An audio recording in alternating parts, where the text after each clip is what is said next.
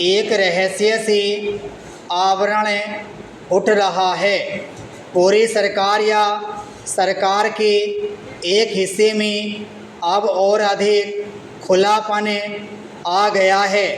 आपके गांव में प्रधानमंत्री, मुख्यमंत्री या अन्य मंत्रीगण और विशेषकर विकास के लिए अब कई अधिकारी आए।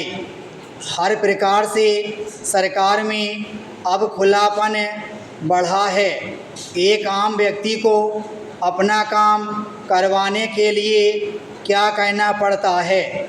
जहाँ तक मैं जानता हूँ, सबसे पहले उसे अंग्रेजी सीखनी होगी ही, क्योंकि अधिकांश नियम कानून अंग्रेजी में हैं और जो कि हिंदी में भी पढ़ने पर उसके समझ नहीं आता है कि उसका क्या अर्थ है। नियमों का यह अभी दौर समाप्त नहीं हुआ है, इसको बदलने की ज़रूरत है।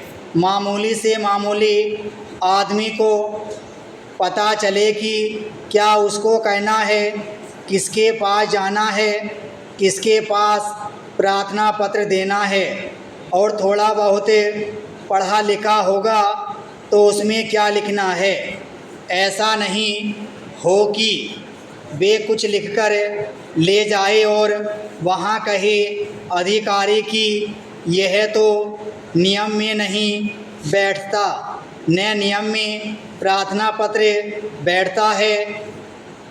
तो दोनों अपनी अपनी जगह बैठ जाते हैं, काम नहीं होता है।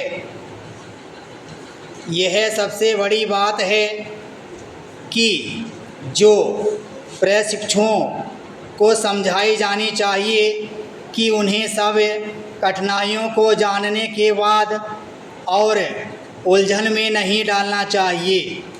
उन्हें इन उलझनों को जानबूझकर लोगों पर नहीं डालना चाहिए। मैं यही चाहता हूँ। और शेष पाठ्यक्रम होंगे, उत्कृष्टता होगी और किसी भी संस्थान का निर्माण करना बड़ा कठिन कार्य है। मेरा आशय यह है कि कोई व्यक्ति अपने संस्थान को उत्कृष्ट बता सकता है।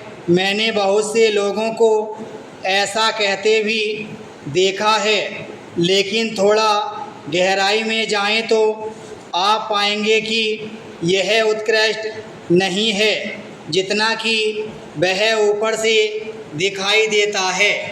इसलिए इन चीज़ों के अतिरिक्त हम नियमों का सरलीकरण चाहते हैं।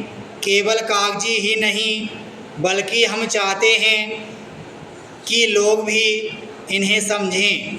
एक साधारण व्यक्ति को यह मालूम होना चाहिए कि इस नियम में कोई रहस्य नहीं है, न ही इसमें कोई जटिलता है। उसे सिर्फ यह जानकारी चाहिए कि उसे एक काम करवाने के लिए क्या करना होगा। इसलिए मैं यह कहूँगा कि नियमानुसार चलना अपने आप में एक अच्छी बात है। जनसाधारण को कानूनों की जानकारी देने के लिए बहुविध प्रणाली का कारगर उपयोग किया जाता है। शिविर में कानूनों के क्रियान्वयन की प्रक्रिया से संबंधित सभी पक्षों को आमंत्रित किया जाता है। भारतीय एकता की राह प्रेम की राह है। आज हमारे देश के सामने निर्धनता, अशिक्षा और बेरोजगारी जैसी अनेक समस्याएं हैं, लेकिन इन सबसे भारी समस्या तो आज राष्ट्रीय एकता की है। भारतवर्ष में धर्म अनेक हैं, भाषाएं अनेक हैं, अनगिनत जातियों और क्षेत्रीय भेद अपरंपरा हैं। इसलिए उन देशों का अनुकरण हम नहीं कर सकते जहाँ के लोग एक ही वंश की संतान हैं, एक ही धर्म को मानते तथा एक ही भाषा का उपयोग करते हैं। विराम स्टॉप।